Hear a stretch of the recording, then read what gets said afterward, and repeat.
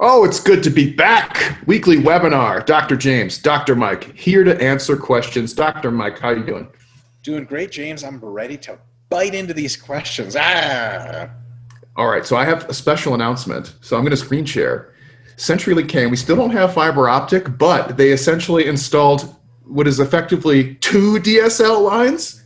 So I am screaming over here. Look at my screen share. See that? 21. 21. Shit, is that even legal? How? I'm like a bandwidth philanthropist over here. I might start donating some of mine. When you go from like 0.7 to 21, it's life-changing. I tell you what, you're coming in super clear right now. Awesome. I'm glad. So hopefully that translates to slightly higher quality webinars from here on out. So hopefully you guys are all happy. All right. First question is from Abdul Rahman Khaled. All right. Oops, I got a screen share again, huh? Let's get rid of this one. Okay, got it. All right. So Abdul Rahman asks, hi docs, for intermediates prioritizing hypertrophy at 15 to 20% body fat, is it more optimal to stay at maintenance or a slight deficit until the desired physique is reached? Or should they mini cut and then bulk and repeat? And if your answer is to stay around maintenance, is that a viable long-term strategy or is it just a few months? Thanks for the awesome content. You guys are the best. So thank you so much, Abdul Rahman.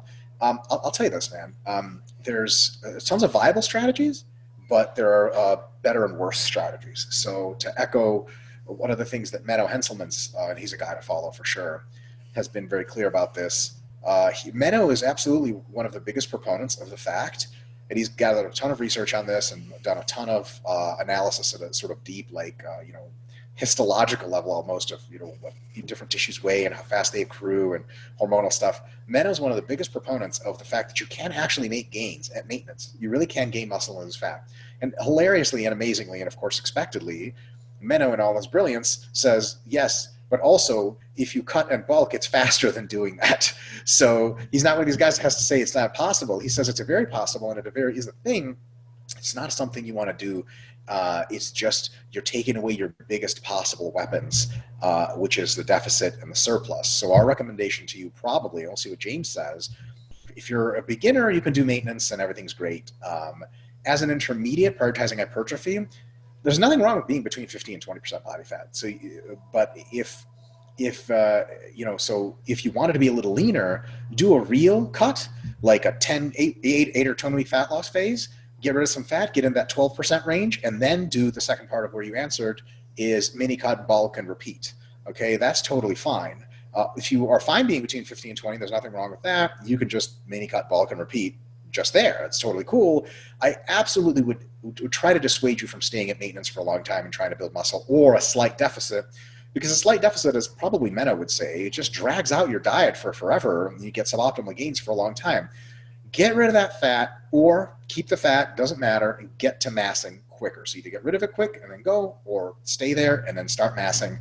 Adding body weight is the best way to gain muscle, James. Yeah, so I largely agree with Dr. Mike here. I think, beginners can get away with doing the more maintenance style dieting and just making huge beginner gains across the board. I think this is one of the pivotal points for intermediates where it's just like not a good use of your time, and it becomes increasingly necessary to actually have structured cutting and massing phases. So I think in terms of the short term, the obvious answer would be, yeah, maybe you can just go right into massing or do a mini cut and then go into mass. But I think in the long term, what would behoove you the most is to do a regular cut, get yourself nice and lean so that you can start having nice long stretches of masses where you don't end in like a super fat spot and you have a ton of time to work with. So I would say from a long-term perspective, I would push you to getting as lean as you reasonably want to get for whatever cut macrocycle you want to run. And then set yourself up to have a really long, productive mass macrocycle, which might be like 3 mesos mass, a mini cut, another 3 mesos mass, something like that. And then you might end somewhere around where you are now, but now you've got a lot in terms of body fat, and now you got a lot more beef. Hell yeah. Yeah. Great stuff. Fake Natty is up next, just below Abdul Rahman. All right, number one. It is a quite common belief in some bodybuilding circles that grainy looking muscles can only be achieved via very heavy training. Anecdotally, strength athletes that are lean, i.e. Kolokov, Dan Green, Mars Pujanowski, do have the density look. The same is often true for bodybuilders known for heavy lifting with a strength background, Stan Efferding, Dorian Yates, Ronnie Coleman. Is there any merit to this theory, or is it mostly genetic and just coincidentally a lot of guys were predisposed for this look to lift heavy? Is there some truth to that? Could it be related to sarcoplasmic versus myofibrillar hypertrophy? On that note, what is the current scientific consensus on whether or not do we agree to what degree one can be emphasized over the other via training style? So I'll just answer these in reverse. There is no scientific consensus just quite yet, but it seems to be that over the long term, muscle growth occurs in a pretty even manner. Sometimes you can get lurches forward of sarcoplasmic, lurches forward of myofibrillar, but in the end, I think it is very similar, unless you consistently train with very different repetition ranges, and then it's very similar after that. It's almost not going to ever, the external look of a muscle is very unlikely to be altered by the training intensity, although there's potential for some small alteration. I will say that we got to think of counterexamples, because first of all, there's tons of bodybuilders who train heavy all the time that don't look dense. And Dexter Jackson never trains heavy, and he looks like grainier than everyone. So you can at least think of one person that just doesn't put in the mold. I will say that I think one of the confounding factors is the guys that really like to train heavy, really tough, hardcore guys, they also run the kind of irresponsible levels of gear that make you look grainy. You can look back through that list you listed, and that applies to every single person on that list as far as I know. So that's another confounding factor. So is it possible that heavy training makes you look grainier? Yes. Is it likely? I find that it is not likely. So we have to stay open-minded, but I don't think it's likely. James? Yeah, I agree. I think the graininess is largely just genetic factors. It's just how some people look and some people don't. It's also a leanness thing. Like the leaner you get and can stay, like the more grainy you will look. Doesn't mean that you'll have that super, like John Meadows grain train, but John Meadows doesn't train heavy. He's grainy as fuck. He's the grainiest guy in the world. Yeah, so I think it's largely just like people just look differently. Like I have a giant head. Just how it goes. It's the luck of the draw. So I don't think there's any influence of training those. So like, sometimes you can see some minor influences, like Mike was saying, like if you do a metabolite meso, you might have like a really fucking big perma pump going on, and you might look a little bit different in that regard, but it's more of a temporary thing. Number two, the trend in the West is to make laws related to recreational drugs less strict, especially when it comes to marijuana. Why, in your opinion, don't we see a similar phenomenon when it comes to performance-enhancing drugs, steroids, peptides, etc.? Bros are worse in lobbying than stoners. I don't believe there's a bro lobby. There's definitely a little bit of a stoner lobby, so the fraction of people using marijuana is maybe 2 orders of magnitude higher than the fraction of people using anabolics. There's a thing where anabolics are used to cheat at sports in some capacities, and most people find that gutturally displeasing in a way they can't describe. It is like morally, just anathema really to many people. And most people can't disambiguate things that make them uncomfortable versus things that should be illegal, which is why we live in a less free society than we should. I don't like onions, but I'd be completely insane making them illegal, is a perfect example. So I will say, though, that, eventually I think more drugs will become legalized as probably the number one reason is that as they have become more legal in various other countries and jurisdictions, just nothing negative has happened at all. In Portugal, you can use pretty much any drug, face no criminal penalties. They just don't have a drug problem. In the United Kingdom, use of all anabolics is completely legal. And there's not a steroid epidemic, and kids aren't dying of drugs in school. So over time, I think it's going to relax. And I think marijuana legalization is going to lead the way. Maybe in 5 or 10 years, when the entire United States has legal weed and absolutely nothing bad happens, it's going to bring some other drug laws to the forefront. Mushrooms are probably going to become legal.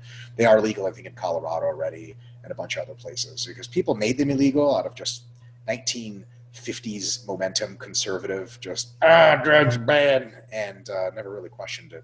It turns out the drug war is probably the worst fucking thing ever. So anyway, James, what do you think?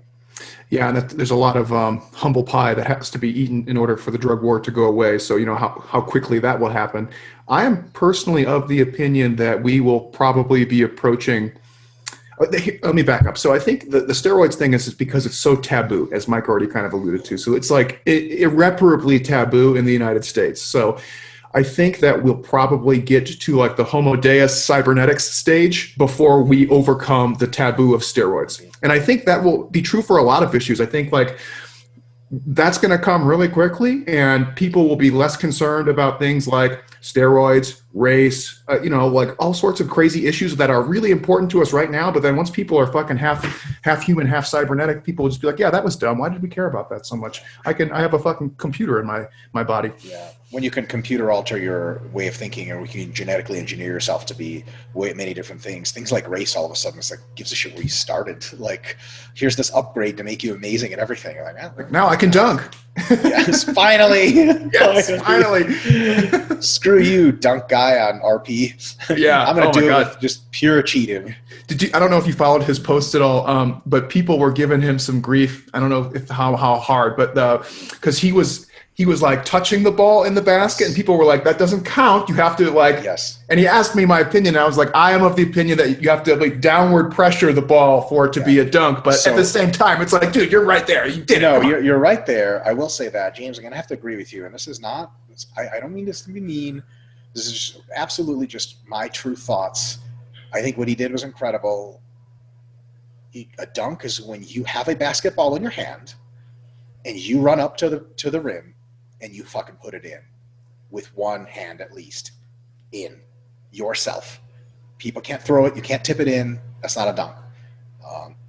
That's my thoughts on that. Yeah, totally. And but anyways, it was awesome. And like I was saying, I think like a lot of this stuff, people's minds and opinions won't change on these topics anytime soon. And I think technology will change very soon. So this is going to be one of those things where people are like, okay, we'll go look, 50 years from now, we'll go look back and be like, people used to be upset about steroids. That's so stupid. Next up, Bastian Ingerle. What the fuck? Ooh, spicy one. Got it. He's got 3 questions. Bastian, what we're going to do is answer your first 2. You're supposed to be asking 1. We'll get to your first 2. And then ask another one next time. Okay, folks, let's keep it to 1 question at a time. That way we can feature more people and do more justice to the people that do ask. So, number 1, does using connective tissue to generate force increase the wear and tear of corresponding joints? Yes. For example, when doing the bounce at the bottom of the squat, is this more injurious on the knees compared to doing it controlled? Absolutely. That's not up for debate. And that's just like an acceleration deceleration thing. That's true for impact injuries. It's true for all sorts of things in the body. Yep. Yeah. Number 2, if so, can you train the connective tissue so that it adapts, maybe slowly increasing the number of sets you do with a bounce? Yeah, absolutely. And you will adapt, and you will get to way lower injury rates eventually with a bounce squat than you would have initially. But you'll never have lower injury rates in a bounce squat than you will in a squat that is completely paused. So, yes, can you adapt to anything? Yeah. But does the magnitude of adaptation absolutely get you to a lower injury risk than you would with safer methods? No. So, for example, here's actually a pretty perfect example. What is your risk of dying in a car crash if you're running your car at 130 miles an hour on normal roads and normal freeways and going around people? High. Okay, can you adapt to that? Yes, you can get technical race car driving education for 1 year, training in race car driving, and your risk absolutely will go down. Now, how high is your risk still? Well, it's way higher than going 30 miles an hour, or going 65 like you're supposed to. So can you reduce the risk? Yes. Can you reduce it to as much as it's the same for paused squats? No. Yeah, and at that point, you just ask, the question is, it's not a right or wrong. It's just, is the risk worth the reward of whatever it is that you're doing? And so in sports, people do techniques like this all the time so that they can have a better performance. In training and bodybuilding and stuff, you can make a case that getting a good bounce out of the squat might allow you to use a little bit more weight, but is the payout what you want it to be in terms of gaining muscle? And then you say, well, what's the risk to reward ratio there? And I think Mike and I would lean to probably not good in that case. His number 3 is interesting. Bastian, why don't you ask number 3 in the next webinar, the second one coming up after, and we'll be able to get to it then. It's a good question. And then at the end, James, for you, he says, please, James, do more movement anatomy videos. They are the best. So. I wish I could do like the Leonardo DiCaprio, like snarky meme. Yeah, I'll try and do some more of those now that I actually have some decent internet. I can start cranking out videos much more effectively now. The problem before was that it would just take an eternity to even upload them. Yeah, I feel you. Mike Canis. Got it. Mike Canis. Let me actually somebody. One Skip sec. one. I got to add somebody to the rotation that I didn't see who had a lot of questions asked. All right, so Mike Canis asks, in a rather rude way, I'm just kidding, transitioning from a cut to bulk on the RP hypertrophy templates, where should I start in the template for bulking? If I stopped in the cut, say week 3 of meso 2 for general hypertrophy, should I start to bulk in the middle of the meso right after and still do maintenance after, or should I just hop into a completely new macrocycle starting meso 1 of general hypertrophy? I would say hop into a completely new macrocycle is really good. The thing is that we can't get perfect alignment between the training templates and the diet templates because your training and diet there's a variable length of time for your diet, really variable, and the training length of time isn't nearly as variable because it's rather constrained. So I would say just start in meso 1 of general hypertrophy, nice clean slate after a nice deload, and good to go. And he actually says, do I deload at maintenance at the onset of the transition? He says, do I still maintain after? Well, that's if you're going to be doing that. So don't maintain. As soon as you're done cutting, I would just start bulking in meso 1 of general hypertrophy. Do I deload at the maintenance at the onset of the transition? So during your deload week after the cut, that is at maintenance, right? As all deload weeks are, and you absolutely deload, of course, and then you get ready and go in and do some serious stuff. And then he says, how strictly do you recommend not cutting during the metabolite meso? I'm told to eat at maintenance during that one. Thanks. You can cut at the metabolite meso. It's just not for everyone because it can be really, really fatiguing. But it's totally fine. It's just one of those situations where if we gave that as general advice, a lot of people would burn out. So, buyer beware, be careful. You can cut through it. Just, I would recommend it not be your first rodeo. James? Yeah, I agree. And so it looks like he says he stopped the cut week 3 of meso 2. So he's not, probably cut for a full meso and then a little bonus after that. So I'd say you're probably good to go with the deload. A lot of the times we'll recommend that you take maybe like a 2-week active rest in between as that transition period. But I think you could kind of go either way on this one. You weren't so deep into the cut that you need a lot of time to resensitize. I would say you're probably fine. Definitely do the deload, and then you're good. All right. Right below him, some dude Norris. Got it. 3rd week of the meso, performance is increasing on the first set, but rep drop-off is becoming more severe, i.e. performance is dropping on subsequent sets. Right now, I've planned to overreach then deload. Is this the best approach, or should I keep pushing? So what you want to do, some dude Norris, is take and compare your this week to last week, all comparable sets. So for example, let's say last week you did 3 sets of bench. This week you did 4 sets of bench. There's 3 sets in week 2, 4 sets in week 3. So the 4th set can't be compared to anything. There's no set to compare it to. So you just compare the first 3 sets of bench. First 3 sets of bench in week 2, first 3 sets of bench in week 3. And you compare the average number of repetitions per set. That is your performance. Okay? So you do whatever. Let's say it's 11, 10, 9 reps in week 1, and 12, 10, 8 reps, in week 2, and then 12, 10, 8 in week 3. Okay, the average of both of those is 10, so your performance is the same. And if you went up in load, your performance is technically increasing so that you don't have to deload. Because we could say to you, look, the first set's all that matters, but that's not true because you could go super hard on your first set and your preparedness is actually technically down. You just used some emotionality you were saving in the tank.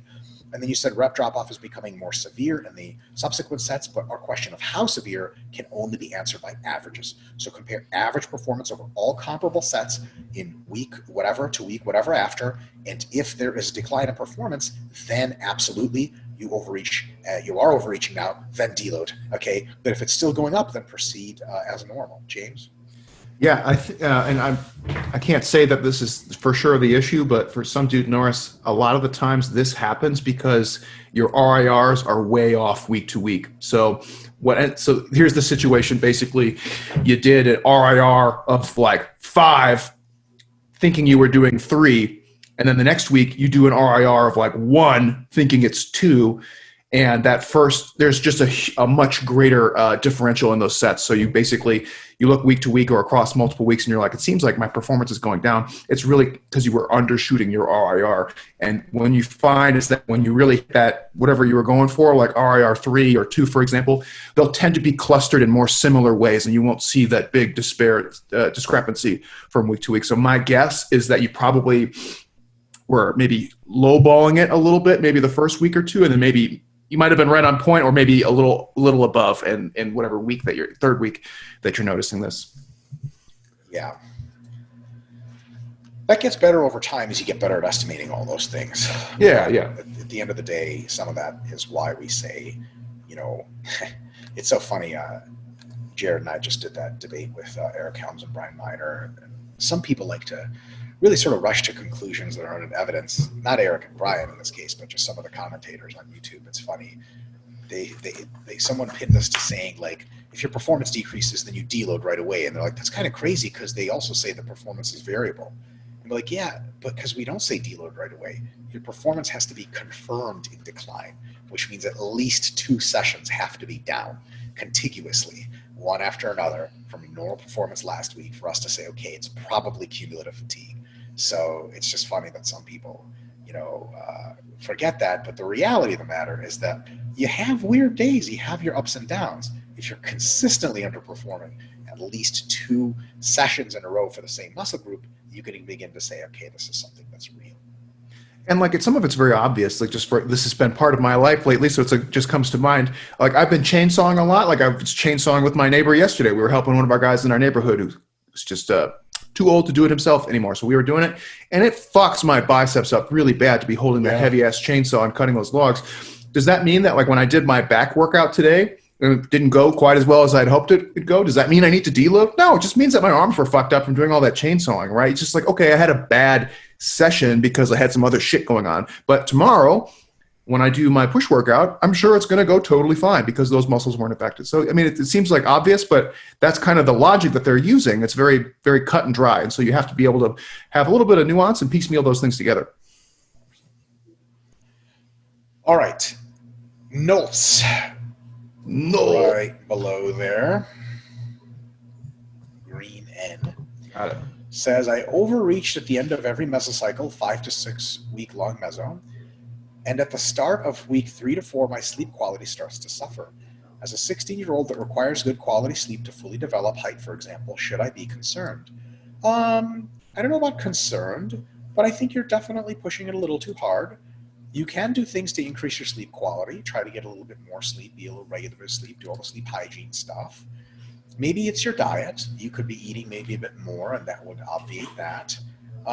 Maybe you're systemically just loading way too much as far as trying to grow in a bunch of different muscles where you could just be limiting the number of muscles you overreach at the same time. The systemic load isn't this great. But yeah, I think that your idea of overreaching is you're probably a real tough motherfucker and just like grinds and can fucking push.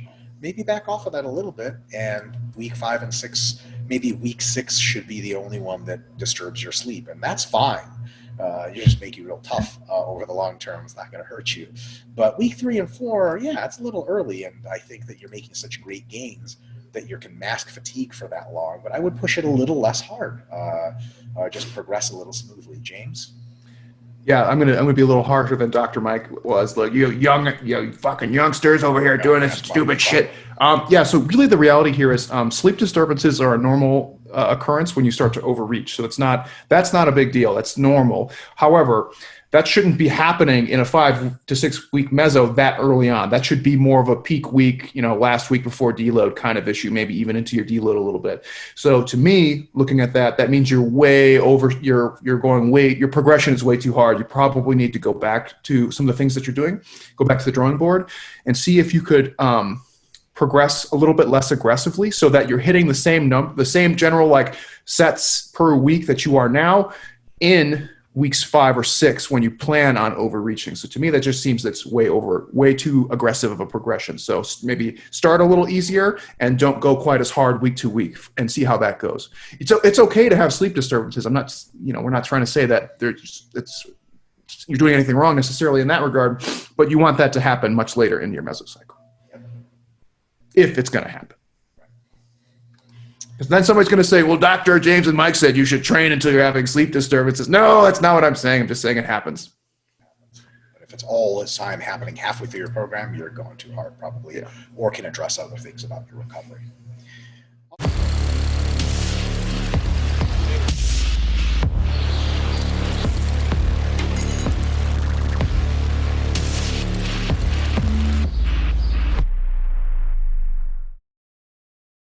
All right. Just below there is, two below is Jacob Kowalski. Got it. Is there a good rationale to ever program submaximal singles and doubles in a strength block instead of a peaking block? If yes, then how would you go about it? High sets, higher frequency, what percent of 1RM? I'm not talking about doing a single at 8 RPE, but something like 6 sets of 2 or 10 sets of 1. So the one reason I could see doing that is working on your setup. You really only need to work on that during your peaking block, but some people suck so bad at setup, they might start in the strength block, which, what do I mean by setup?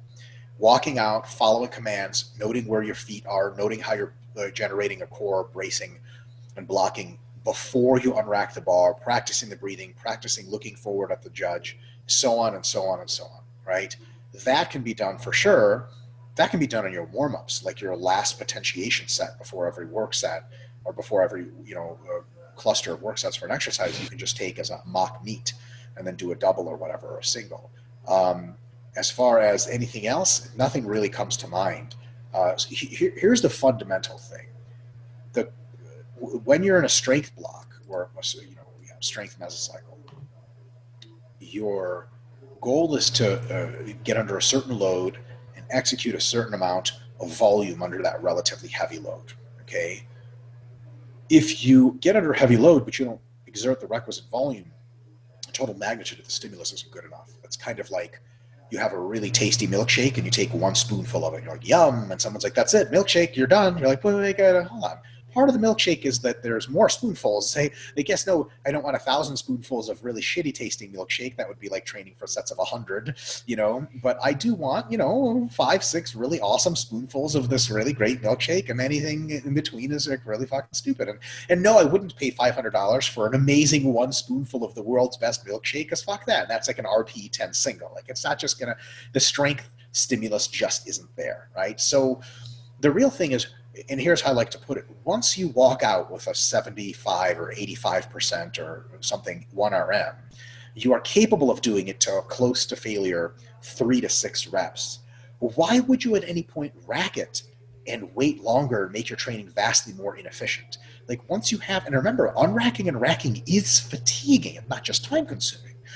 But once you have the weight in your hands, just fucking crush the shit, rack it, rest a good time, and then go. That way you get 3 to 6 units of stimulus instead of 1 unit of stimulus. That's it. And honestly, guys, like, this sounds fucking stupid, and maybe there's some stupidity to it. Maybe some very clever people are doing this for good reasons. I'm going to speak for James here real quick, and I'm sorry if James, if I caricature your view wrong. We've just known each other forever. I think I'm going to guess this one right. James and I honestly fucking think that 90% of the people that are trying to do singles just fucking want to do singles because it's manly and hardcore. You just fucking want to do singles, bro. And there's nothing wrong with that. Like, I always want to do singles. But can we, as sports scientists, tell you it's a good idea? We can't give you that. We can't cut you that slack. James? Yeah, and the funny thing about some of the, just using the examples you gave, doing like 10 by 1 or 6 by 2 at like sub-maximal singles, it's like, what is 10 by 1 getting you that 2 by 5 at roughly the same weight? It's going to be pretty close to the same weight at that point, right? It's like 2 sets of 5. You or get a 3 by 3 or whatever. Yeah, exactly. Any of those, I mean, sub-max singles is going to be in that 3 to 5 rep range anyway. Yeah. So why not just do it? And as Mike said, like, racking on racking is such a pain in the ass. Literally, in this case, I don't see any benefit to doing that. I think, like, it's not uncommon for some strength blocks to dip into those 1 to 3 rep ranges before, like, you might do that before you actually go into peaking. Oh, sure. Yeah. Yeah, and that Towards might the be end. Okay to do that, but not for the sole purposes of saying, like, I'm doing some crazy singles protocol because I think I'm going to get something out of it. No, you're doing 1 to 3 reps as part of your strength block, and that's just where the reps fell. That's it. Not just like, oh, I'm doing singles today. It's just a waste of time, except for peaking.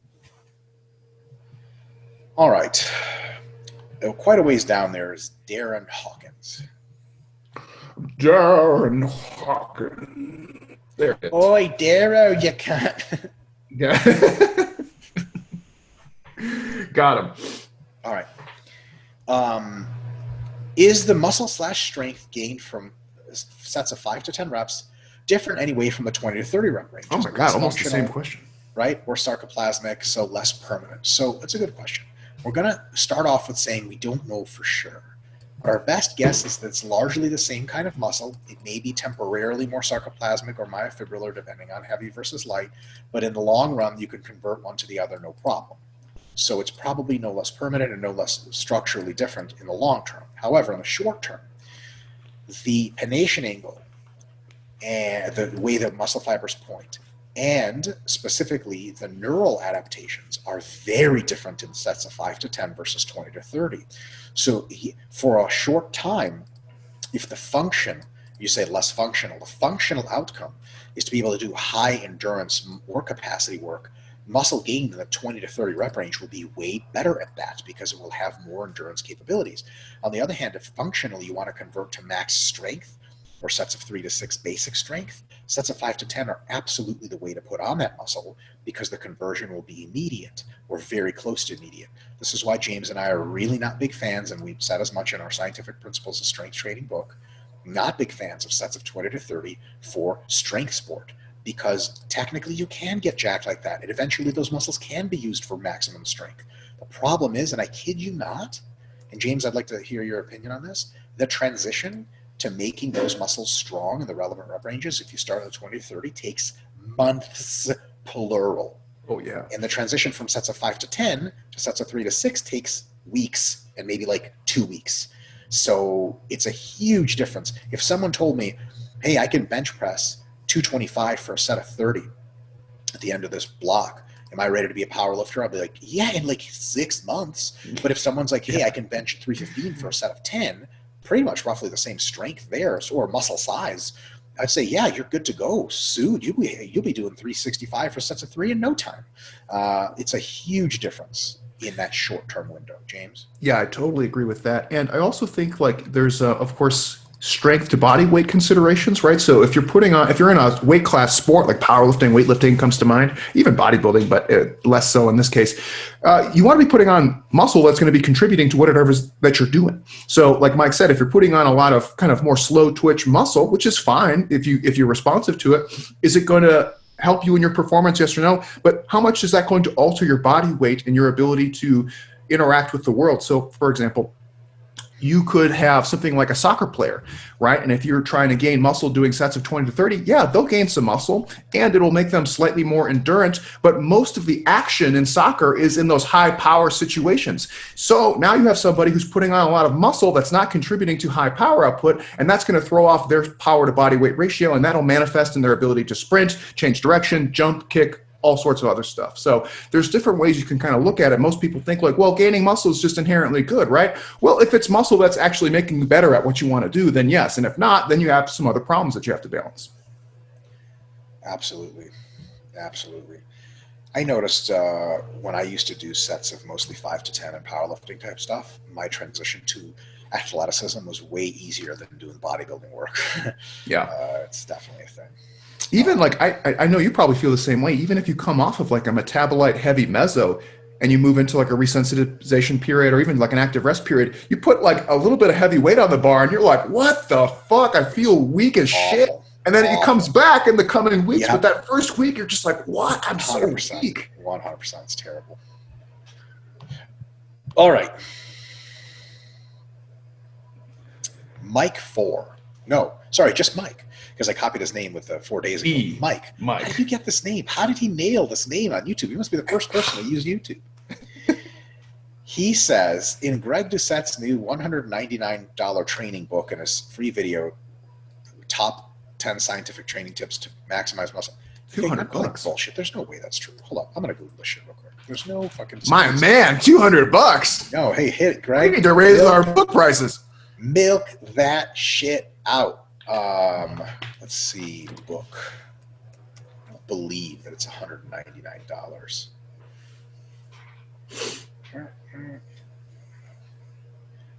there's a video. I'm going to click on this video. It's from May 2019. Here, do you want to screen share so we can all see? Yeah.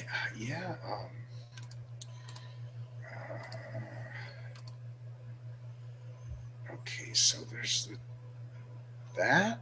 You caught him at a funny spot. Rise ups, merchandise. So those are just t-shirts, I guess. Well, hold on. Let's click on his store. I don't believe that he has a book that's $200. All products. I like how we're going on an adventure to discredit Mike from YouTube. Okay, trained harder than last time. Mugs, shirts. Be a circle. Put down I the think fork. it's zero or something. I don't know. Zero. Some weird shit he does. Anyway, I think it's a joke. I don't know about a book or anything, but anyway. All right, let's go back to the question. Let's just go to the content of the question itself. So the book price aside, Greg Doucette's new training book and his free video, Top 10 Scientific Training Tips to Maximize Muscle. And guys, if he does really have a $200 book, let us know on YouTube. Send us a link. I'll post a link on this video. He talks about how important time under tension is for hypertrophy. He states 40 seconds of eccentric contractions is the golden period a set should have. And if it's shorter than that, then it's going to build less muscle and more strength. Do you agree? Is this sort of training better for enhanced guys? As I thought this stuff didn't matter for naturals. First of all, there's almost nothing different about training enhanced and naturals. It's just a couple tiny little things. So that's all a myth, pretty much, or for the most part. So no. 40 seconds of eccentric contractions would mean that your concentric takes maybe, that's 20 seconds to another 40 seconds. That's each set takes a minute to a minute 20 seconds. That's on the long side. Sets can take as little as 30 seconds and maximize hypertrophy if the load is sufficiently high. If they're taking close to failure, sets of anything less than 30 seconds, this probably just doesn't convert to enough mechanical work being done.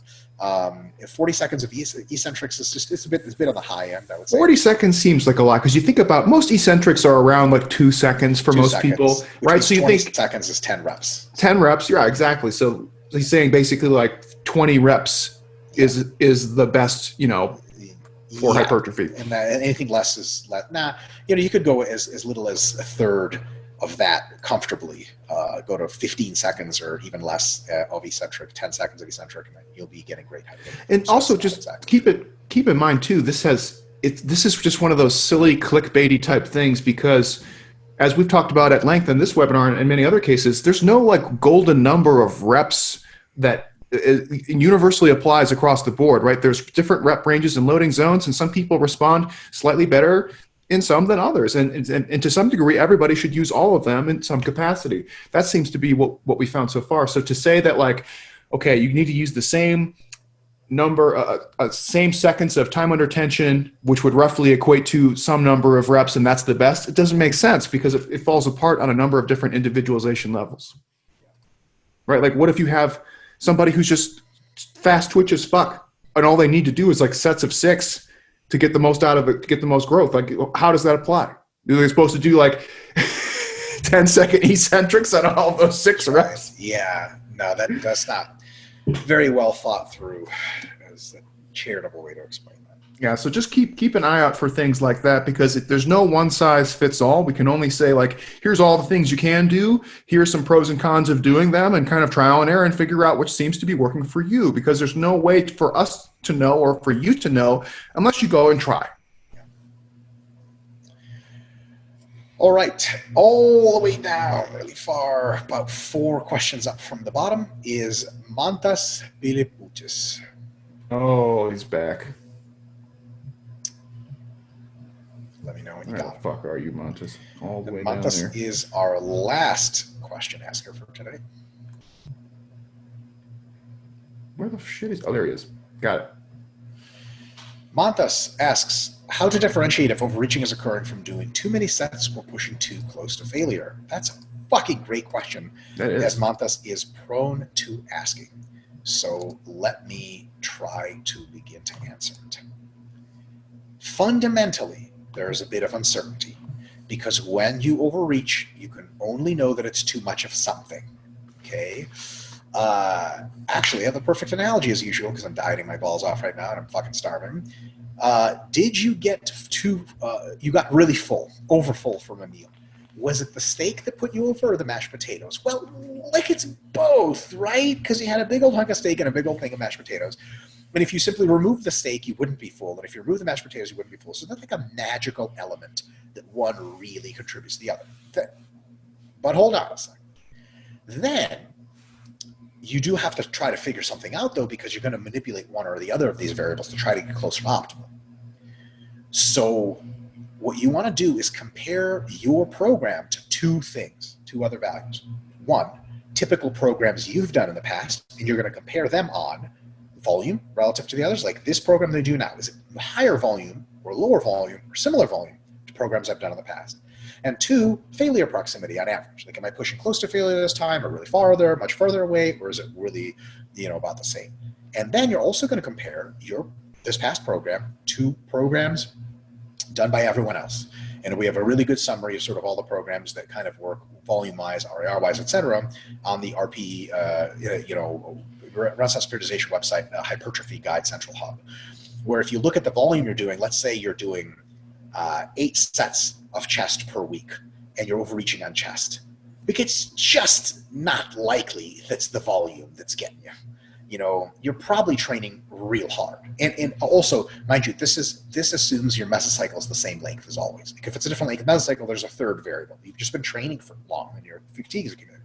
But assuming your mesocycle is the same length, then you just sort of look and say, okay, my bench volume is, I'm typically doing for chest 10 to 14 sets as a maximum recoverable volume. And most people are doing 10 to 20 sets as a maximum recoverable volume. I'm overreaching from 8 sets. Man, and I knew I've been pushing pretty close to failure, but I wasn't sure. There's your answer. Like it's not, we can't say it's from failure for sure, because there could be other things, but it's definitely not the volume, if you know what I mean, right? That's like saying, you have a meal and you're like, man, was it the steak or the mashed potatoes that did me in? And like all you did was like have 1 scoop of mashed potatoes, but 2 steaks. Like it's probably not the mashed potatoes. Not like you're not going to fix that meal to be less filling by like increasing the amount of steak and decreasing mashed potatoes further. That's not the problem, right? And same on the other end, where if you are doing, let's say, you're honestly doing like sets, you thought you were doing 3 or 4 RIR most of the time, but you're doing like 40 sets of chest. And you're like, man, am I pushing too close to failure? Is that why my chest is tired? Like, motherfucker, you're doing straight 40 sets. It's not the failure. It's the 40 sets. So that's how I go about attacking that problem. And there's going to be some mystery, but it's not too hard to figure out. And just real talk yourself. Like I do this all the time where I'm like, why am I so fucked up? I'm like, oh yeah, I like 1.5 times my quad volume from usual. That makes sense. Or I'm like, you know what? I have been pushing really close to failure. And it's a pretty honest assessment. James? Yeah, that was really good. I have kind of like the dummy guide for that, and this is just meant to be kind of like your first filter, your first funnel. So if you're finding that your overreaching is primarily just local to the muscles that you're being trained, signs kind of point to, but maybe don't directly indicate volume. If the overreaching is more systemic and you're always systemically overreaching and you're like, why do I just feel like shit? That is probably because you're doing way too high RIR very, very consistently, because doing like 1-0 RIRs just takes it out of your entire body and it takes a lot of psychological arousal, takes a lot of output from the nervous system. So that's just kind of like a filter. So if you're finding that you are systemically overreaching a lot, I would lean towards it being an RIR issue. And if you're finding that it's more of a muscular issue, like my arms are always just gassed out all the time, but I feel okay otherwise, it's probably more of a volume issue. That's actually really good, James. And I would say that especially applies to big muscle groups like back and quads. And that's one of those things, man. It's so funny because there's this movement, always there's a movement to do closer to failure training and just go to failure at hardcore. That's how you make gains. And it's always interesting to me that whenever for years, I used to train everything to failure, multiple sets. Whenever I go real close to failure, I'm almost always missing this crazy growth folks talk about, but I always get this unreal amount of systemic fatigue that, like, if you go truly to failure, especially with higher repetitions, it so badly fucks you up systemically that you're like, man, this had better pay off. And when it doesn't, you're like, God damn it. Yeah, it sucks. And what am I doing?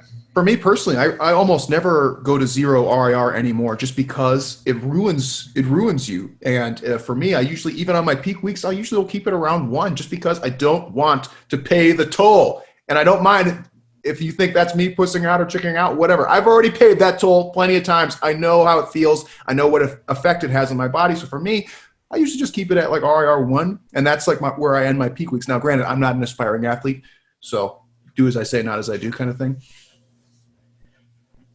That's it. We're done.